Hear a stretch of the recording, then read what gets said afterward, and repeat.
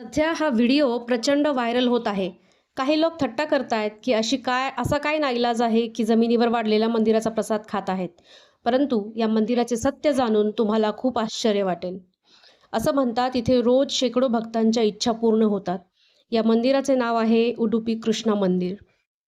मंदिरात प्रवेश करण्यापूर्वी तुम्हाला एक मागे मोठे गोपूर आणि खिडकी दिसते. या खिडकीतून आपण डायरेक्ट दर्शन घेऊ शकतो. या मंदिराची रचना द्रविड शैलीतील आहे. इथे श्रद्धाळू स्वतःहूनच जमिनीवर प्रसाद वाढाव्यास सांगतात. असे म्हणतात ज्या भक्तांची इच्छा किंवा नवस पूर्ण होतो, ते भक्त मंदिराच्या फरशीवर प्रसाद ग्रहण करतात. या मंदिराची फरशी काळ्या कडप्पा दगडांची बनवली आहे. इथे रोज हजारो लोक पत्रावळी किंवा थाळीवर प्रसाद ग्रहण करतात.